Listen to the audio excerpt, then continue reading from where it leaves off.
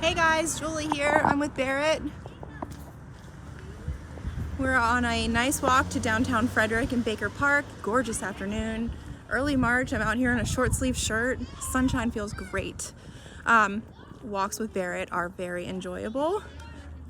I wanted to talk about the first 5 minutes of the walk being the most crucial, and actually really, if you want to get down to it, exiting the crate and behavior at the door as you're about to open it. That is your chance to set the tone for the entire walk. If you allow them to rush out of the crate, rush out of the front door, and then you're wondering why they're pushy on the walk, I can probably give you the answer. So the first couple minutes right out the door, you do not want to let them be pushy. So you want those first corrections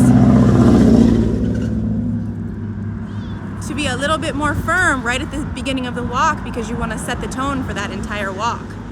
Wouldn't you rather get that out of the way and have a walk like this than constantly be having to nag them the entire walk?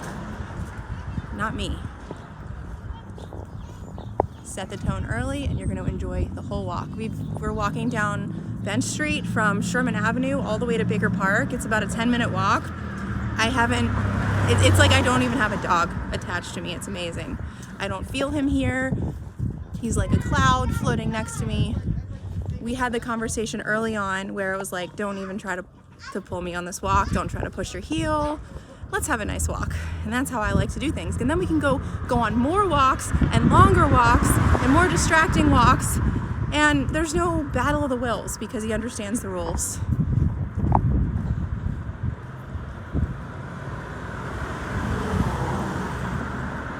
We've got a dog park coming up, and something tells me it's going to be busy because it's really nice out. So we'll see how he does. Situations like this, where there's this giant dog coming towards us on the sidewalk, we actually are going to be advocating for Barrett by turning around, going the other way, and giving the other dog space. Just like this. Heel.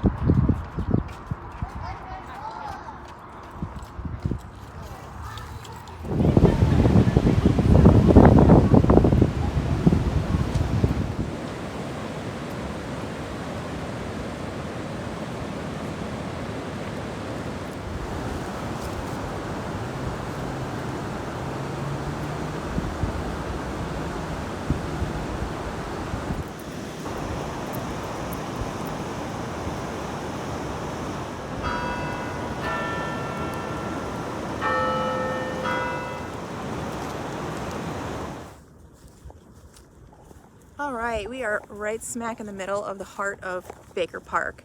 We just walked up and down that row right there along the creek. We're passing dogs, people, strollers. We passed a rollerblader.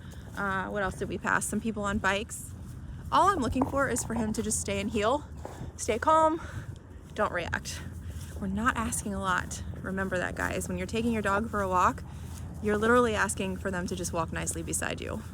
It's not a big order to fill, okay? So the way that we hold them accountable for their known commands, which he's been taught the heel command, and he's been taught that very fairly by Josh, is we have our e-collar. So whenever he goes out of position, whenever he makes an error with his mind, if he gets too worked up, if he gets too intense, if his forehead gets wrinkly, if his ears go straight up, if his body posture or breathing changes, I can give a good old click on the e-collar.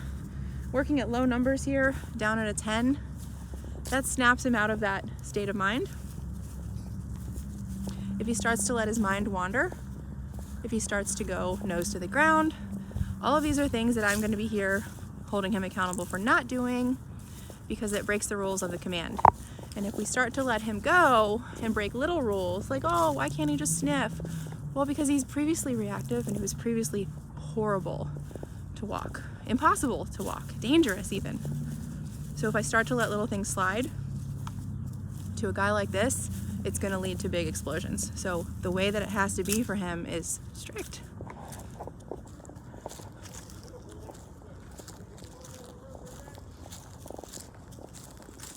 It's hard for him to walk over grass and not be sniffing. He loves to sniff. And don't worry, I've got a long line dragging. See that long line? I brought that on purpose because I'm going to give him some break time, but only after we finish a nice work session. Of course I'm gonna let him be a dog, but I'm not gonna let him sniff, pull me around, bark at people, bark at dogs, go after ducks, while I'm walking him in a park. Just not gonna happen.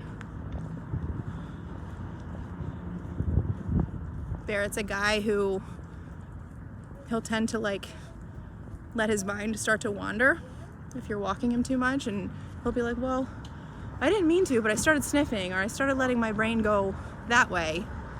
And that's when a little tap at the 10 gets him right back.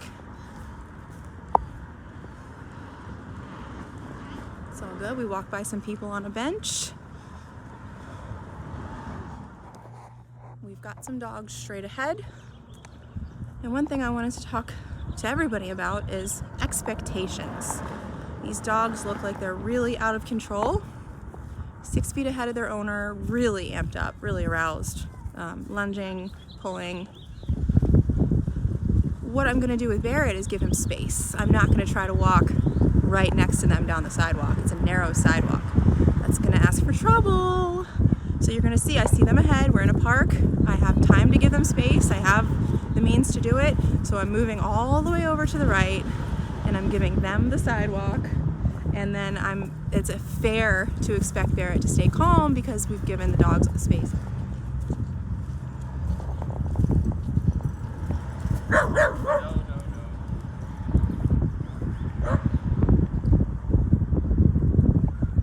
So I'm advocating for my dog by not putting him in a situation that would make him very uncomfortable and lose trust in me as the handler.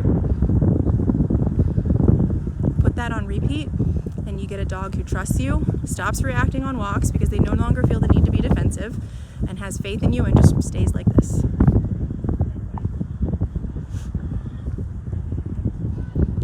We're about to walk through a busy playground. Lots of kids playing. We're probably going to see some more dogs. And every encounter that I have is controlled. Remember that, we're on a training session. So any mistake he makes gets corrected by me, but on the flip side, I'm always looking out for him. I'm never going to put him in a situation that makes him uncomfortable.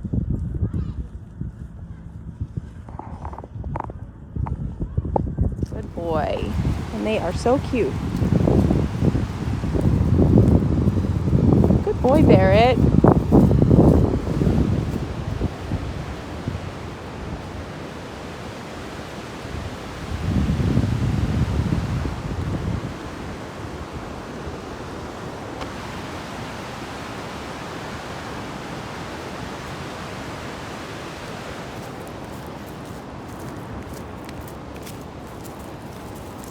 It's a cool view of our shadow.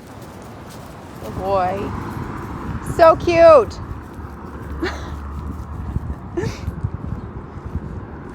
So good, he's not barking.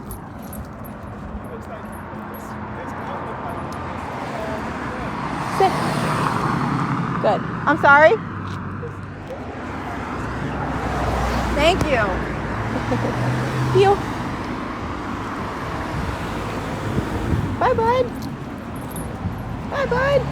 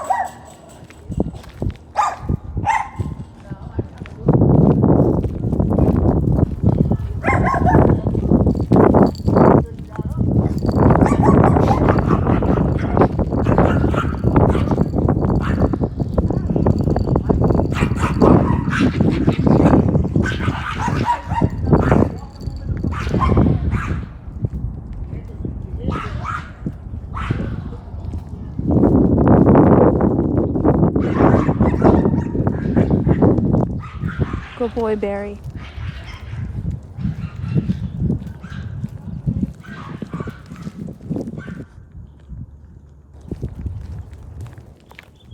So now that we're back in Gabby's neighborhood, I just have the long line dragging, but I don't actually have to hold the leash. And I can show you guys that the heel command, the way that we teach it, you do not need a leash to keep your dog in position. It's the train. You do not need a leash to keep your dog there. It's the training that keeps your dog there.